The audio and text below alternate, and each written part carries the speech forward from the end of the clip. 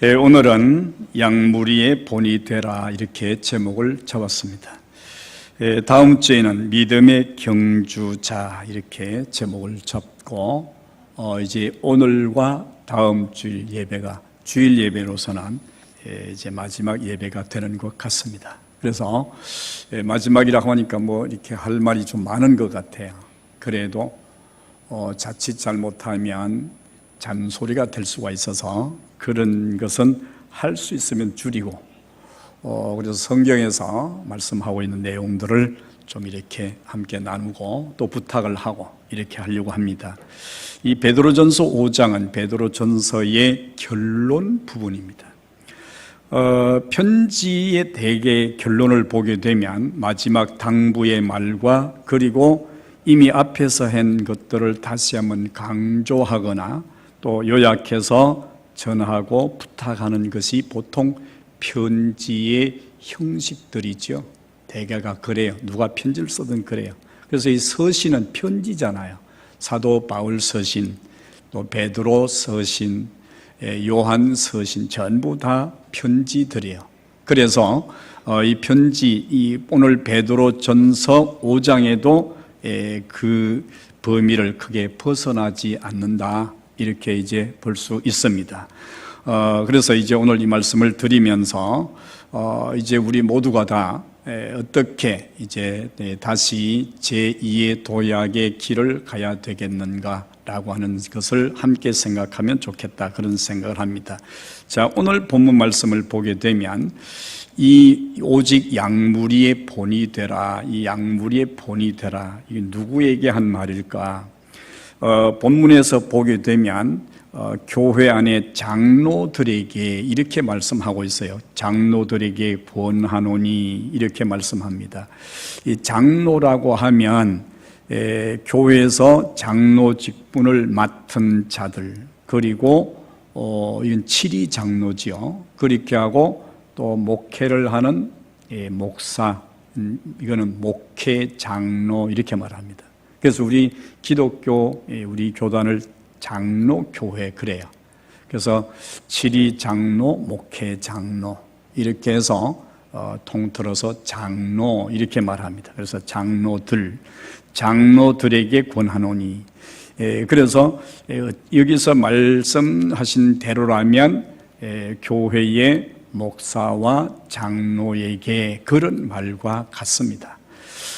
그렇지만 이 말을 좀 더 확대하게 되면 양들을 먹이고 양들을 맡아서 이끌어가는 모든 사람들, 즉 다시 좀 더 반복하면 목사님, 장로님, 안수 집사님, 권사님, 주일학교 선생님, 구역의 목장에 맡은 목자, 이런 분들을 모두 통틀어서 하는 말이다 라고 볼 수가 있어요.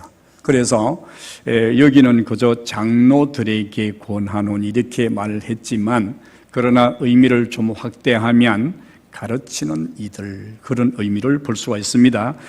이것을 가정에 적용한다면 믿음의 부모들, 믿음의 가장들, 믿음으로 어른된 분들, 그래서 이제 연세가 든 분들, 이런 분들을 가르치기도 합니다.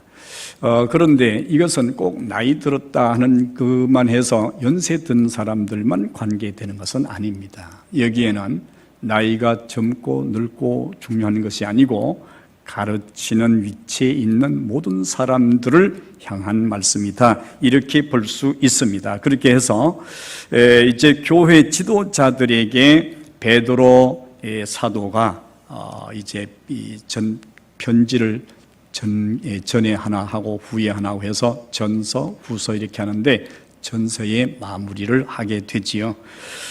그렇게 해서 이제 그 말씀을 주면서 혹시라도 사도 베드로가 자기는 마치 예수님 위치에 서고 다른 사람들, 저 말하면 뭐 그 당시에는 사도들, 그 다음에 속사도, 교부들, 그리고 나중에 후에 목사들, 그리고 또 장로들, 이런 사람들만 하는 것 같아서 자신도 자신에게 이렇게 말씀하고 있습니다. 오늘 말씀에 보면 너희 중에 있는 하나님의 양무리를 치되, 그렇게 하고 앞에 보면 권하노니 나는 함께 장로된 자요. 함께 장로, 나도 똑같은 위치에 있는 사람이다. 그래서 이 말씀을 자기는 빼놓고 하는 것이 아니고 자기도 그 속에 다 포함하면서 그렇게 이야기했다 하는 그런 말씀이에요. 그래서 이것은 오늘 저도 마찬가지죠. 사도 베드로가 전한 그 말씀을 전하면서 저는 싹 빼놓고 여러분들에게만 전하는 그런 말씀은 아니에요. 저를 포함해서 모든 가르치는 이들, 교회에서 연세가 있든 직분이 있든 없든 가르치는 위치에 있는 모든 이들에게 이 말씀을 전하게 된다 하는 것과, 그러나 특별하게 여기서 좀 특별하게 한다면 이제 우리 후임으로 이제 다음 줄부터는 이 자리에서 말씀을 전할 우리 이준석 목사님, 그리고 이준석 목사님과 함께 같이 양떼를 치고 또 기르고 해야 될 우리 장로님들에게 이 말씀을 좀 더 강조하는 말씀이다, 이렇게 보면 되겠습니다. 그러면 오늘 이렇게 이 말씀을 우리에게 주신 말씀인데, 사도 베드로가 장로들에게 권면했던 내용이 뭐냐? 2절 3절에 있어요. 너희 중에 있는 하나님의 양무리를 치되 억지로 하지 말고 하나님의 뜻을 따라 자원함으로 하며 더러운 이득을 위하여 하지 말고 기꺼이 하며 맡은 자들에게 주장하는 자세를 하지 말고 양무리의 본이 되라, 이렇게 말씀하고 있어요. 그래서 베드로는 먼저 장로들의 사명이 뭔지를 말씀하고 있는데, 너희 중에 있는 하나님의 양무리를 치는 자다, 하나님의 양무리를 치는 자가 오늘 장로다, 이렇게 말씀해요. 그래서 장로는 지리 장로든 목회 장로든 관계없이 성도들의 신앙과 믿음을 돌아보고 그들이 신앙과 믿음 안에서 잘 성장해 갈 수 있도록 하는 이 일이 그 장로들에게 준 사명이다, 이렇게 말씀하고 있는 거죠. 그렇게 해서 사도 베드로는 이제 이 사명을 다시 한번 일깨우면서 어떻게 해야 그 사명을 감당할 수 있을까, 어떻게 하는 것이 하나님의 양무리를 치는 것일까, 이렇게 하면서 오늘 그 말씀을 우리에게 주셨는데, 이렇게 양을 치는 것이라는 것은 양을 돌보는 것이고, 그리고 양을 잘 이끌어가는 것을 양을 치는 것이다, 이렇게 표현하고 있습니다. 그러면 목자가 어떤 자세로 양을 쳐야 할지에 대해서 베드로 사도는 세 가지를 말씀하고 있어요. 첫 번째는 억지로 하지 마라, 그리고 자원해서 해라. 쌍을 이루어요. 세 가지 다 하지 마라, 해라, 하지 마라, 해라. 이렇게 세 가지를 다 짝을 이루어서 말씀을 하고 있어요. 그래서 억지로 한다는 것은 내가 하기 싫은데 안 할 수 없어서 하는 것을 억지로 한다, 그래요. 그래서 우리는 이 세상을 살아가다 보면 억지로 해야 될 일이 있어요. 직장에 나가기 싫은데 먹고 사는 일이니까 억지로 직장에 나가는 이들도 있어요. 또 어떤 이들은 감사함으로 나가는 사람도 있죠. 다른 사람 직장도 없는데 나는 직장이 있으니 감사하다, 이렇게 나가는 사람도 있지만, 그런데 1년, 2년, 5년, 10년 이렇게 나가다 보면 그것이 대체 이게 내가 돈 버는 기계가 이거 이렇게 정신없이 살아가야 되나, 이런 생각을 하기도 하고, 그러다 보면 직장 나가는 것이 그렇게 재미있지 못하고 억지로 가는 경우도 있어요. 특별히 남자들은 군대를 가야 되잖아요. 그런데 군대 가는 것이 난 군대 간다, 행복하다, 난 잘됐다, 그렇게 하고 군대 가는 사람이 별반 많지 않으리라고 생각이 돼요. 옛날에는 군대 가면요, 가는 날 집안 식구들도 울고 군에 가는 아들도 울고 다 울었어요. 그거는 군대 가는 것이 행복하지 않다는 얘기죠. 그거는 그렇게 하고 싶지 않다는 얘기예요. 그렇지만 억지로도 해야 돼요. 왜냐하면 이것은 우리가 해야 될 본분이기 때문에 그래요.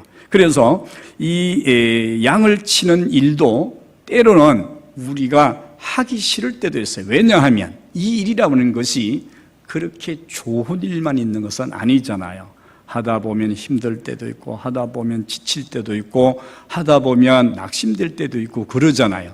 그러니까 그만 하기 싫다. 그런데 안 할 수 없어요. 왜냐하면 이거는 내가 하겠다고 선 자리가 아니고 이건 하나님이 내게 준 사명이다. 그런 말씀이 있죠. 그렇기 때문에 오늘 우리는 이 일을 내가 하고 싶다고 하고 하기 싫다고 하지 않을 그런 일이 아니라는 것이지요. 이것은 하나님이 하라고 명하셨기 때문에 해야 될 일이다 보니까 나는 하고 싶지 않고 하기는 해야 되고, 그러니까 억지로 해야 되는 그런 경우들이 있을 수가 있다는 거지요. 이것은 기쁨을 잊어버리고 불평이나 짜증이 나고 심술이 나고 이렇게 하는 것을 가리키는 거예요. 사람이든 사람인데 뭐 무슨 일이 없겠어요. 다 있지요. 그런데 그럴 때에도 억지로 하려고 하지 말고 그럴 때 기도하면서 그 이 마음을 이제 기쁨이 있도록 그렇게 해라. 그런 말씀이 있지요. 그러면 이게 억지로 안 하고 자원하도록 해라 그랬는데, 자원을 어떻게 자원이 되느냐 말이야. 하기 싫은데 억지로 해야 되는데, 그런데 그 방법을 일러주고 있어 성경은. 그 방법이 뭐냐 하면 요한복음 21장을 보면 예수님께서 하기 싫어서 배신하고 갈릴리 바다, 디베랴 바다에 가서 고기 잡던 예수님의 제자 7명을 찾아가셨어요. 새벽에 일찍이 배신했던 제자들을 찾아가는 거죠. 예수님이. 그러니까 그 예수님이 너희들에게 고기가 있느냐 물으셨어요. 그랬더니 없습니다. 그러면 그 배 오른편에 내려서 그물을 던져봐라. 배 오른편에 그물을 내려서 고기를 잡아라. 잡았더니 고기가 153마리나 걸렸어요. 깜짝 놀라서 보니까 바로 예수님이셨어요. 그래서 뭐 물에 뛰어서 들어오는 사람, 뭐 배를 저어서 들어오는 제자들 7명 중에서 이렇게 해서 거기 다 모였어요. 그때 예수님이 조반을 준비해 놓으셨어요. 자, 우리 조반 같이 먹자. 이렇게 하고 이제 조반을 나누시면서 제자들이 거기 지금 온 것은 하기 싫어서 도망온 거잖아요. 예수님께서 물으셨어요. 요한의 아들 시몬아, 내가 이 사람들보다 나를 더 사랑하느냐? 이렇게 물으셨어요. 그랬더니 베드로가 내가 주님 사랑하는 주님 아시잖아요. 그저 인사치레 정도의 대답이었을 거라고 생각해요. 그래, 내 양을 먹이라 이렇게 말씀하신 거지요. 또 잠시 후 또 물으시는 거예요. 요한의 아들 시몬아, 네가 이 사람들보다 나를 더 사랑하느냐? 그랬더니 베드로가 조금 마음이 달라졌어요. 내가 주님 사랑하는 주님 아시잖아요. 이렇게 대답을 했어요. 그러면 내 양을 치라 이렇게 말씀하셨어요. 조금 있다 또 물으셨어요. 요한의 아들 시몬아, 내가 이 사람들보다 나를 더 사랑하느냐? 그때에 베드로의 진심이 흘러나왔어요. 앞에 두 번은 그냥 인사치레 정도로 했던 이야기, 미안하기도 하고 도망온 것에 대한 죄스러움도 있고 예수님 모른다고 3번 부인한 것도 있고, 그러니까 그저 죄송하기도 하고 그래서 어쩔 수 없이 그렇게 대답했는데, 예수님이 3번째 자기에게 내가 이 사람들보다 나를 더 사랑하느냐 이렇게 물으시는 거로 그가 근심하여 대답했습니다. 내가 주님 사랑하는 줄 주님 아시잖아요. 그때 진짜 대답이었어요. 그리고 예수님과 함께 예루살렘으로 올라갔어요. 그러면 이들이 낙심하고 도망가서 바다에 옛날 고기 잡던 자리로 돌아갔어요. 그러니까 갔는데 그들이 어떻게 해서 다시 그 하기 싫은 일을 하기 위해서 다시 예루살렘으로 올라갔을까? 그건 한 가지였어요. 그건 바로 사랑이었던 거지요. 오늘 우리가 자원해서 하나님의 일을 하고 자원해서 맡겨진 주의 양떼를 이끌어 가는 것은요, 한 가지 방법밖에 없어요. 그거는 주님 사랑하는 사랑이 내 마음속에 회복되는 거예요. 얼마 전에도 사도 베드로는 내가 이 사람들보다 주를 더 사랑합니다. 나는 죽을지언정 주님을 배신하지 않습니다. 버리지 않습니다. 이렇게 얘기했어요. 그런데 주님을 버렸어요. 왜 그랬을까요? 그때는 주님 사랑이 뭔지를 잘 몰랐어요.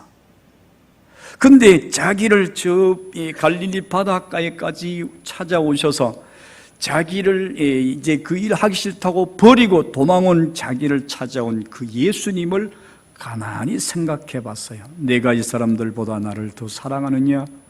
3번을 같이 물을 때 베드로의 마음에 그렇지, 주님은 나를 위해서 십자가를 지시고 그렇게 고난을 당하셨는데 내가 조금 내 마음에 안 든다고, 내가 조금 실수했다고, 내가 뭐가 조금 불편하다고, 그렇게 해서 내가 주님을 떠난다는 것은 이게 내가 할 일이 아니다라는 생각을 하게 된 거지요. 그래서 그가 잃어버렸던 주님 사랑을 다시 찾은 거지요. 에베소 교회의 부활 주님 찾아오셨어요. 내가 이단들을 척결하고 말씀을 지키고 애쓴 수고한 것 내가 다 안다. 그러나 내가 너희를 책망할 것이 한 가지 있다. 그게 뭐냐? 내가 너를 책망하는 것은 너희 처음 사랑을 잊어버린 것이다. 할렐루야. 그래서 베드로와 그 6명의 제자가 예수님에 대한 사랑을 다시 회복하게 된 거지요. 그래서 그들이 그 배와 그물을 다시 2번째 버리고 예수님을 만나고 예루살렘으로 올라갑니다. 그리고 그들이 마지막 십자가에 거꾸로 달려 죽는 그 순간까지 예수님의 사랑을 잃어버리지 않았습니다.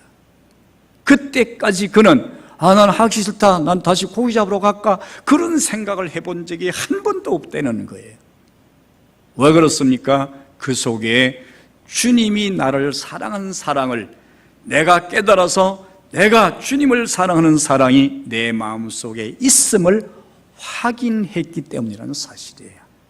오늘 우리가 사랑하면요, 힘든 일이 힘들게 느껴지지 않습니다. 제가 전에도 한번 그런 말씀을 드린 것 같아요. 어떤 아가씨가 좋은 남자를 만나서 결혼을 했어요. 결혼을 하고 난 뒤에 이제 한 달이나 이렇게 얼마가 지냈겠지요. 그래서 친구들하고 만나서 이제 차를 한 잔씩 하게 했어요. 점심도 했는지는 모르겠지만 친구들이 야, 너 결혼했으니까 너 그 좀 한턱 내라 이렇게 했겠죠. 그래서 나가서 함께 점심을 하고 차를 마시면 친구들이 물었어요. 야, 너 요새 결혼해 뭐 하는데? 그러니까 나 놀아 요즘, 이렇게 얘기했어요. 여러분들이, 여자분들은 잘 아시지만 남자분들은 잘 모르시는 분들이 많아요. 저도 제 집사람을 잘 몰랐어요. 근데 이번에 또 다시 한번 알았어요. 그런데 여자분들은 집에 있으면 할 일이 전혀 없는 것 같아도 일 같자는 일이 더 힘들고 더 어려워요. 근데 하루 종일 집에서 일하는 거예요. 집에서 청소도 하고 온갖 것 빨래도 하고 다 하잖아요. 일하잖아요. 그런데 너 요새 뭐 하니? 나 집에서 놀아. 그러는 거예요. 왜 일하는 것이 노는 걸로 느껴지느냐고 말이에요. 남편을 사랑하니까. 일이 일로 여겨지질 않아. 마치 노는 것처럼 행복하고 기쁘다는 얘기죠. 우리가 하나님의 일을 할 때 자원해서 한다는 것은 기쁨으로 한다는 얘기잖아요. 그 기쁨이 무엇으로 기쁨이 된? 사랑이 들어오면 기쁨이 있게 돼요. 사랑이 있다고 해서 항상 허허하고 그럴 수는 없지요. 때로는 짜증나고 그러지만 그건 잠시예요. 잠시. 그러고 늘 행복한 거예요. 그래서 자원하게 되죠. 스스로 하게 되는, 누가 뭘 해라 그것이 아니라 스스로 한단 말이에요. 그게 자원하는 거죠. 억지로 하지 말고 자원해서 하도록 해라. 우리가 주님 사랑하면요, 주님 일하는데 난 교회니까 자꾸 일 시켜서 난 못하겠어, 그게 아니고 와서 누가 하라 마라 하지 않아도 스스로 하게 돼요. 사랑하니까. 우리 이준석 목사님이나 우리 장로님들이 지금도 그렇게 살아왔지만 앞으로 살아가는 그 삶도 마찬가지라는 거죠. 내가 주님을 사랑하고 주님이 나를 사랑하는 그 사랑을 알고 그 첫사랑을 잃어버리지 않는다고 하게 되면 주님 위해서 하는 일이 억지로 하는 일은 평생 없을 거라는 거죠. 늘 자원해서 하고 기쁨으로 하고 감사함으로 할 수밖에 없는 줄로 믿습니다. 그러니까 오늘 베드로 사도가 그렇게 부탁을 하는 거지요. 장로들에게 목회장로, 지리장로, 모든 장로들에게 또 그리고 모든 가르침을 받아서 가르치는 위치에 있는 모든 이들에게 억지로 하지 말고 자원해서 해라. 어떻게 자원이 되느냐? 그 속에 하나님이 나를 사랑하고 내가 하나님을 사랑하는 것을 내가 알게 되면, 그래서 사랑은요, 사람을 미치게 합니다. 사람만 미치게 하는 것이 아니라, 좀 죄송스러운 말씀으로 이해하고 들으세요. 하나님도 미치게 하신단 말이에요. 오죽했으면 하나님이 요한복음 3장 16절에서 하나님이 세상을 이처럼 사랑하사 독생자를 주셨단 말이에요. 사랑하게 되면 하나밖에 없는 독생자를 주는 것도 가능하단 말이죠. 누가 독생자 내놔라, 누가 그랬습니까? 하나님이 스스로 내놓으신 거잖아요. 왜 그랬어요? 사랑하니까예요. 사랑하면요, 자원하게 돼요. 억지로 하지 않고 그렇게 기쁨으로 하게 될 줄로 믿습니다. 할렐루야. 그래서 우리 이준석 목사님 걱정을 해요. 왜 걱정을 하냐? 목사님은 참 축복을 받았습니다. 날 보고 그래요. 왜 그러냐고 물으니까, 목사님은 이 코로나 이거 어려울 때 그냥 짐 싹 벗어놓고 나가시고 저는 이 어려운 때 와서 이 짐을 대신 져야 되니까 저는 지금 죽을 지경입니다. 내가 이해가 좀 돼요. 그렇지만 억지로 하진 마세요. 자원함으로 하면 힘들어도 힘들게 느껴지지 않고 감사가 나오게 되고, 우리 장로님들하고 같이 이제 맞들게 되면 힘든 것이 안 힘들게 되잖아요. 그렇게 하면 틀림없이 우리 교회는 제2의 토약의 기회가 돼서, 지금 이제 준비 다 된 상태니까 앞으로 나가기만 하면 되잖아요. 예, 그러려고 하게 되면 뭐가 있어요? 자원하는 마음이 있어야 된다. 모든 이들이 그렇게 하면 하나님의 뜻을 이루어갈 수가 있게 되고 맡겨진 사명을 잘 감당할 수가 있게 된다, 그런 말씀이지요. 그래서 오늘 성경은 우리에게 말씀합니다. 사랑만 하면 된다. 우리가 잘 알지만 요한복음 3장 16절, 하나님이 우리를 사랑하니까 어떤 일을 하셨는지 다시 한번 살펴보겠습니다. 요한복음 3장 16절, 여러분들이 다 암송하잖아요. 다 같이 시작. 하나님이 세상을 이처럼 사랑하사 독생자를 주셨으니 이는 누구든지 저를 믿는 자마다 멸망치 않고 영생을 얻게 하려 하심이라. 아멘. 하나님이 사랑하시니까 그 아들이 얼마나 독생자 귀한 아들이, 여러분 생각해 보세요. 그 아들을 주신 거예요. 우리가 주님을 사랑하고 우리가 하나님을 사랑하고 우리가 교회를 사랑하면요, 똑같은 일이 생겨나요. 그래서 아브라함이 독자 이삭을 하나님께 드려야 되는 상황이 됐어요. 아브라함, 너 내 아들 독자 이삭을 내게 바쳐라. 창세기 22장에서 청천벽력 같은 이야기예요. 그런데 그가 아무 소리 하지 아니하고 그 이튿 아침에 새벽같이 일어나서 자기 부인하고 상회도 하지 않고 사흘길을 가서 모리아산에서 하나님의 아들을 드리려고 그래요. 아니, 드렸어요. 어떤 의미에서는. 그때 하나님께서 마지막 순간까지 참고 기다리시다가, 아브라함아, 내가 이제야 네 아들 독자보다 나를 더 사랑하는 줄 알았노라. 할렐루야. 사랑하면 하나님도 그러시고 아브라함도 그러시다란 말이죠. 오늘 우리도 동일하죠. 사랑하면 이런 일이 있게 된다. 자원해서, 그래서 섬기고 자원해서 봉사하는 그런 삶이 우리 생활 가운데 이루어진다라는 것입니다. 두 번째는 이렇게 말합니다. 더러운 이득을 위하여 하지 말고 기꺼이 하라. 이렇게 말씀하고 있어요. 우리는 목양하는 것이 어떤 목양에 대해서 이익을 얻고 돈을 벌고 그렇게 해서 하는 사람은 없어요. 애당초 그렇게 시작하면 그런 시작하자마자 그만둬야 돼요. 왜? 이것은 하나님께서 우리에게 맡겨주신 일이라 그 말이에요. 그래서 오늘 우리는 하나님께로부터 이 귀중한 직무를 맡겨주셨기 때문에 우리는 그런 데 대해서는 생각해 보지도 않았어요. 오히려 우리는 가진 것을 하나님 앞에 내어놓고 일해왔습니다. 특별히 우리 칠이 장로님들은 그래요. 교회에서 무슨 행사 있으면 기관에서 전부 손 벌리는 곳은 우리 장로님들에게요. 우리 주머니에 좀 도와주세요. 그러면 어떻게 또 안 도와줘요? 도와줘야지. 그러니까 이 일은 우리가 어떤 이득을 취하기 위함이 아니라 하나님께서 우리에게 맡겨진 일이기 때문에 우린 부득불해야 돼요.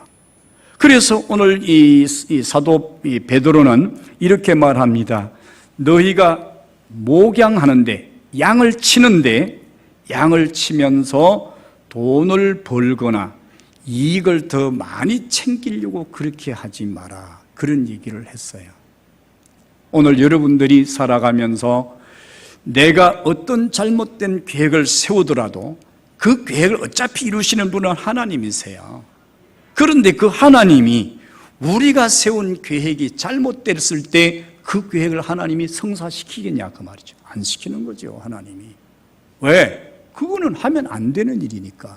그래서 우리 하는 일이 안 되고 하나님이 원하시는 대로 가게 된단 말이에요, 모든 일들이. 그래서 오늘 사도 베드로는 우리가 더러운 일을 취하기 위해서 하나님의 일을 하지 마라.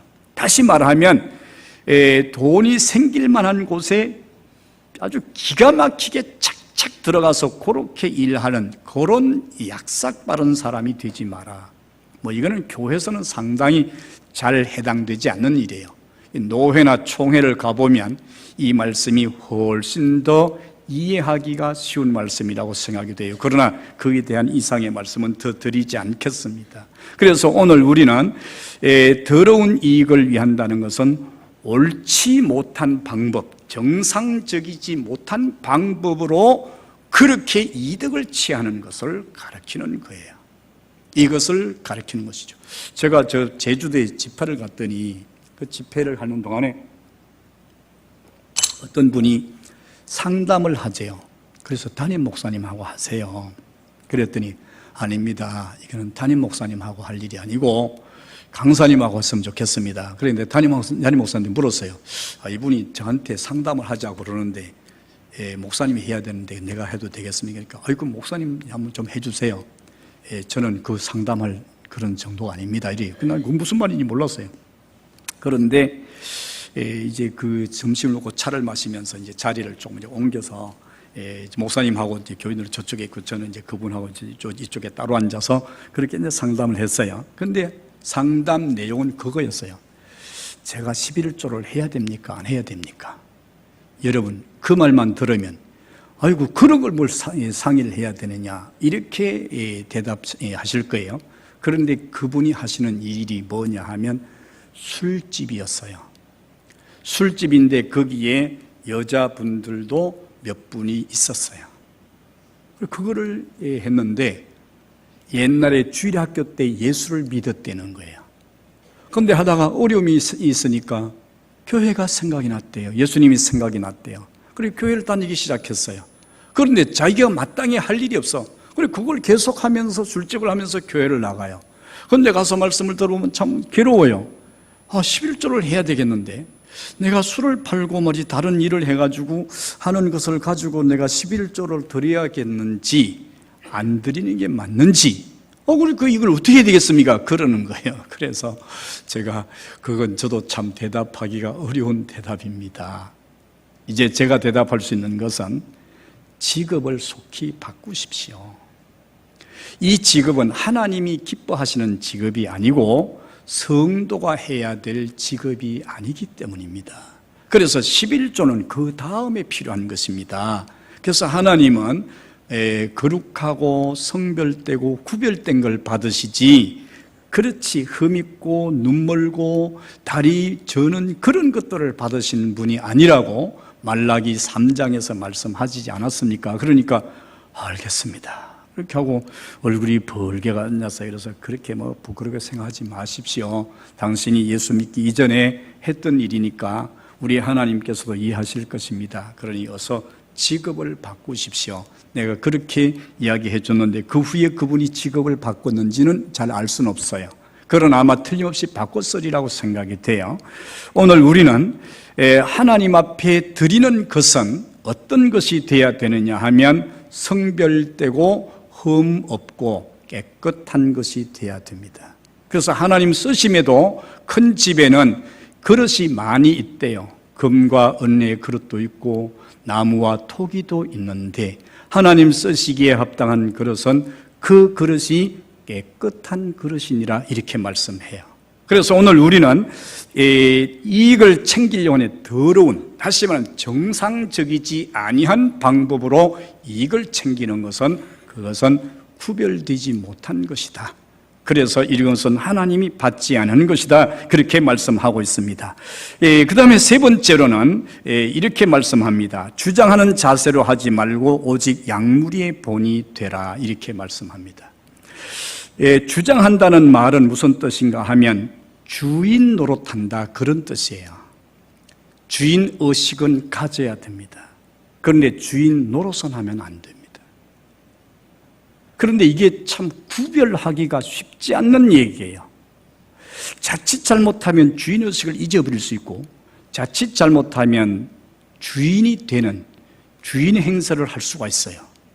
그리고 우리 구별하기가 굉장히 매우 쉽지 않아요. 그런데 사도 베드로는 너희가 주장하는 자세로 하지 말고, 그 말은 주장한다고 하는 것은 주인 노릇하지 말고 그런 뜻입니다. 우리 모두가 다 주인의식은 가져야 되지만, 그래서 우리가 주인 노릇 안 하면 되는데 그럼 왜 주인 노릇을 하면 안 되는가? 그 이유는 이 양을 치되 이 양은 하나님의 양이다 그랬어요. 하나님의 양을 내가 맡았는데 내가 그 양의 주인인 것처럼 하면 안 되잖아요. 또 그 뒤에 3절에 보면 5장 3절에 우리는 맡은 자 즉 청지이기 때문이다 그래요. 맡은 자예요.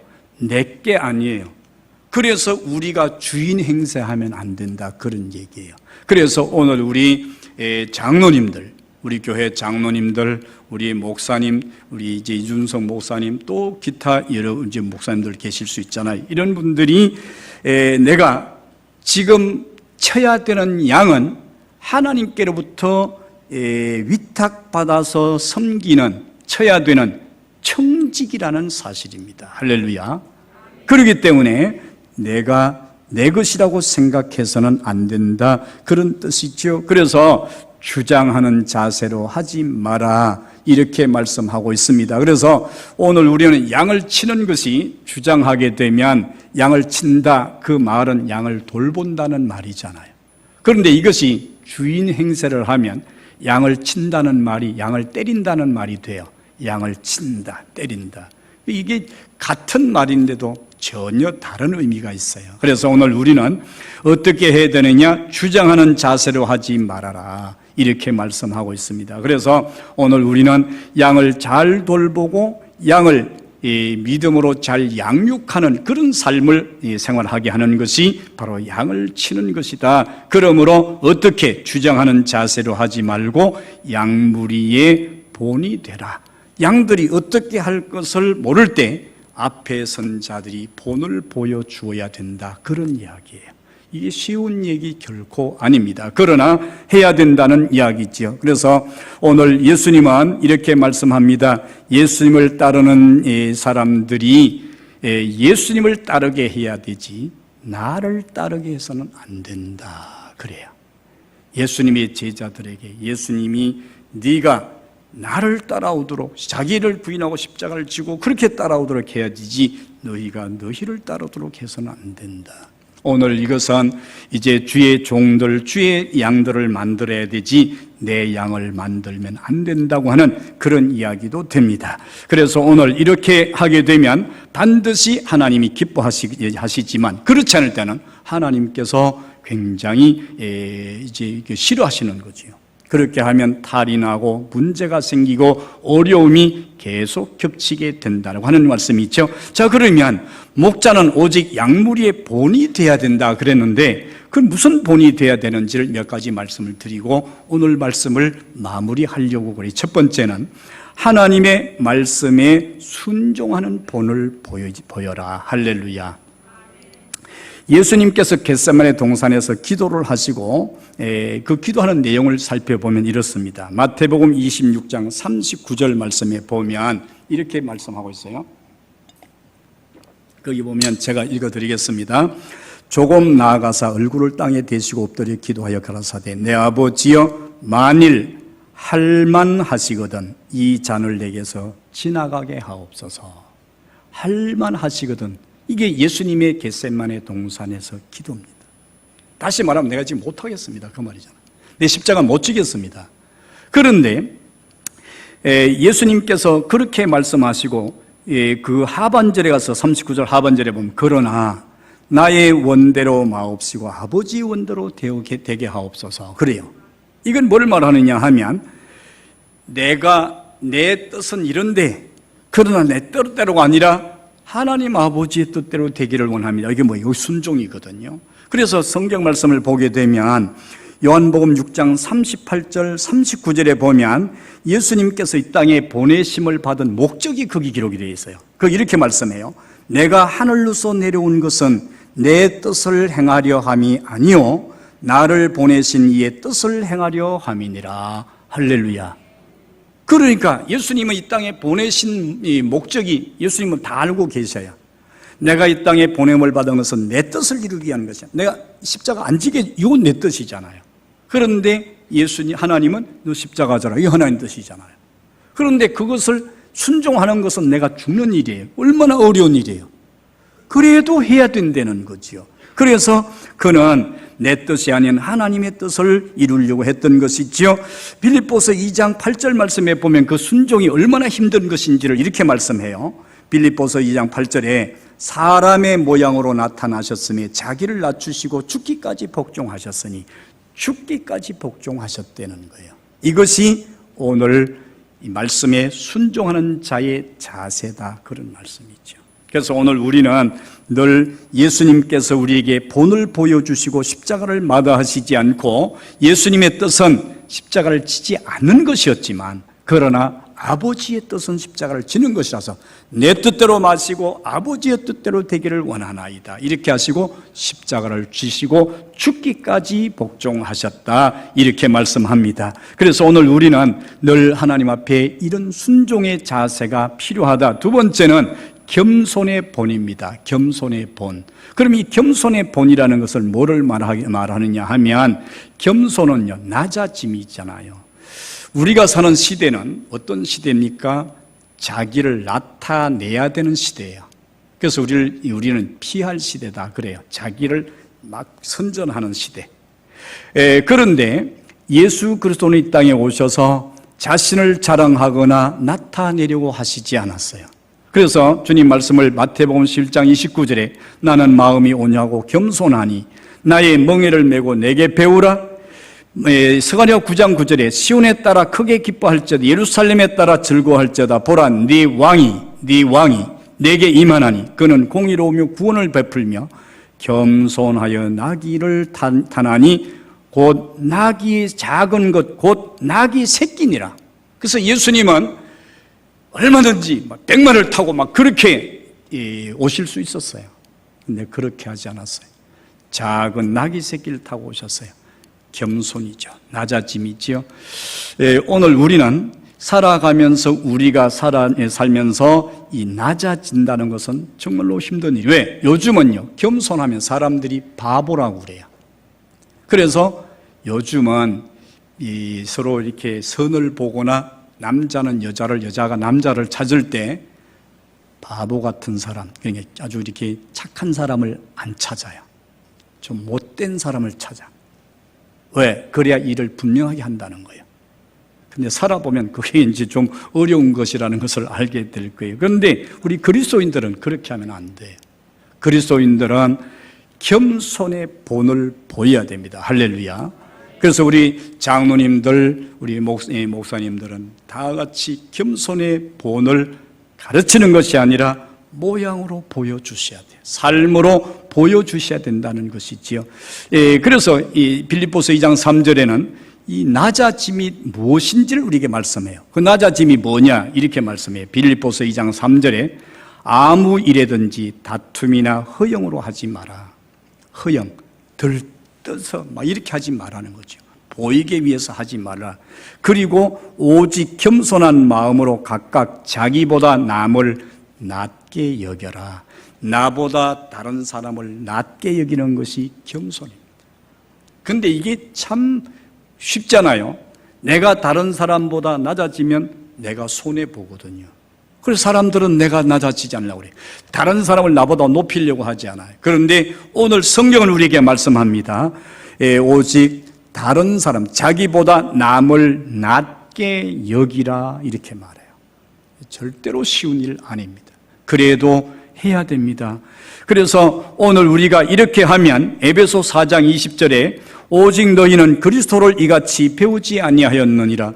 우리가 예수 그리스도를 배운 것은 예수 그리스도처럼 되라는 것이잖아요. 그런데 우리는 그것을 우리 생활 가운데 잘 안 나타내요.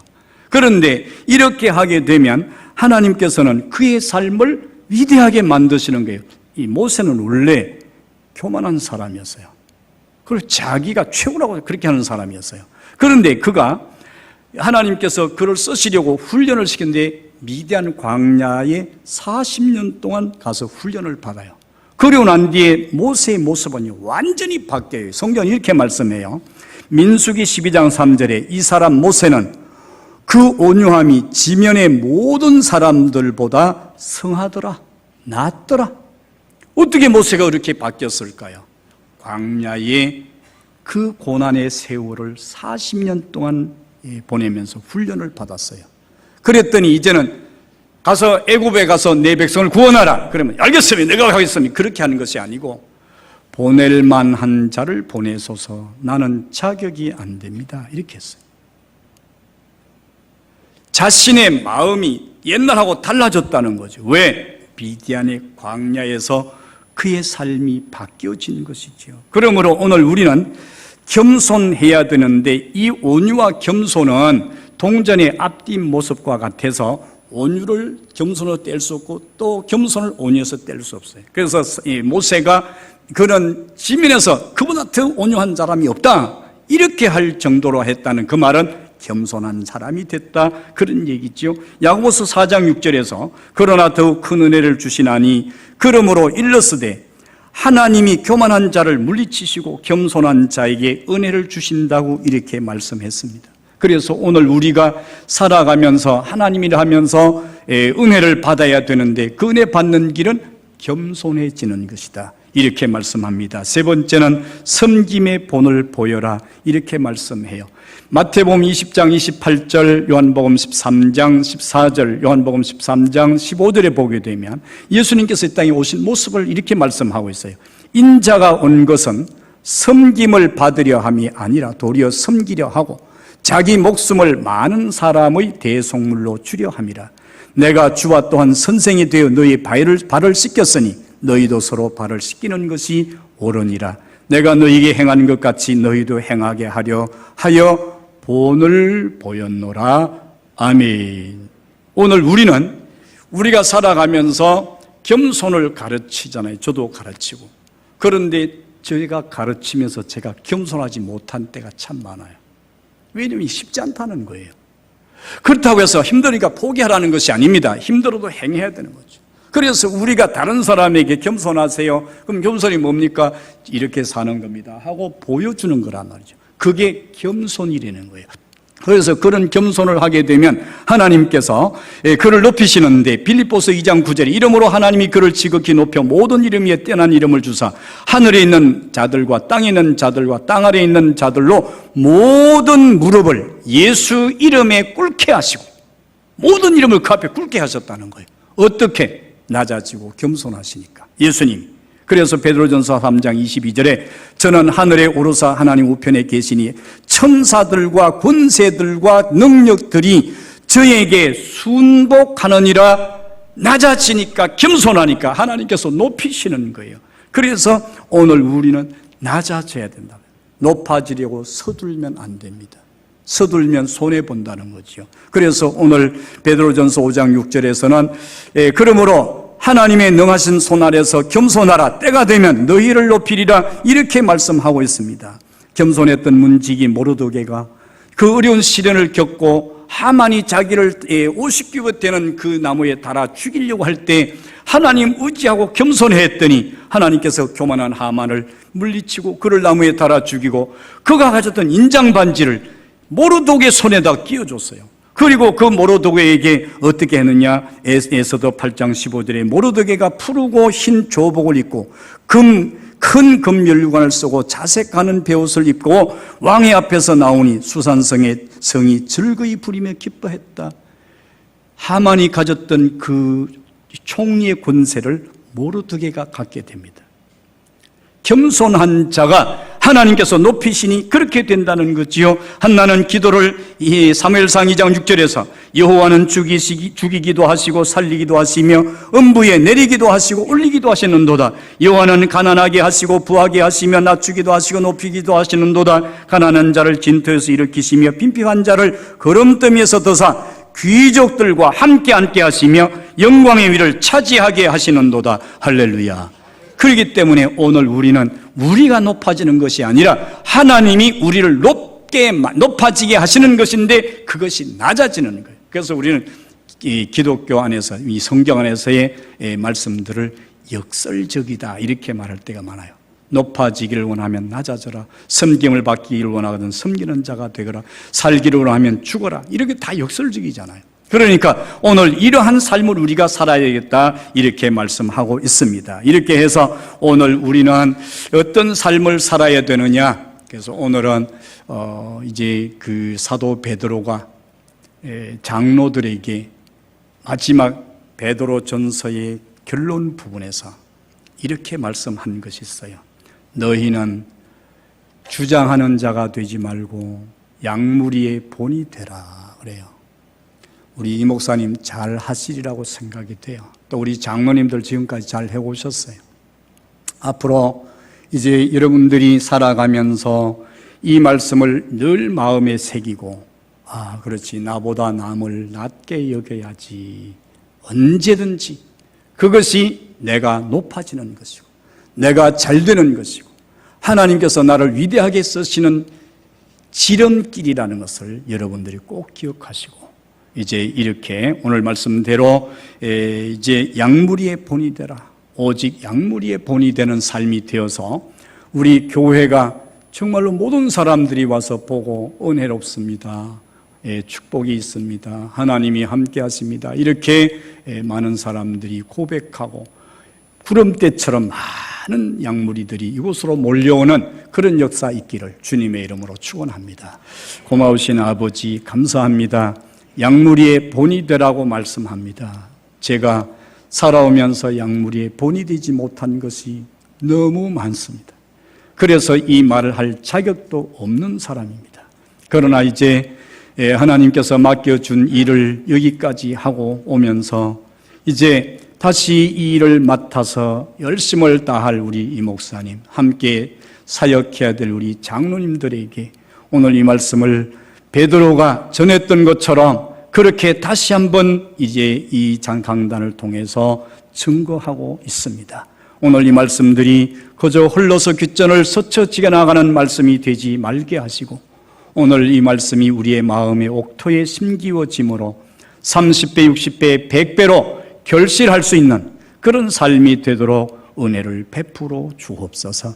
이제 여기까지 인도해 주신 하나님, 장래도 인도하셔서 이제 여호수아를 통해서 요단을 건너고 이제 그 여리고를 지나서 아이성을 지나면서 그리고 가나안 7 족속을 점령하고 그리고 그 땅을 가서 차지하고 그곳에 정착하게 되는 하나님의 약속의 땅을 그렇게 받게 되는 것처럼 오늘 우리 애양교회도 그런 교회가 될 수 있도록 은혜를 베풀어 주시옵소서. 예수님 이름으로 간절히 기도 올리옵나이다. 아멘.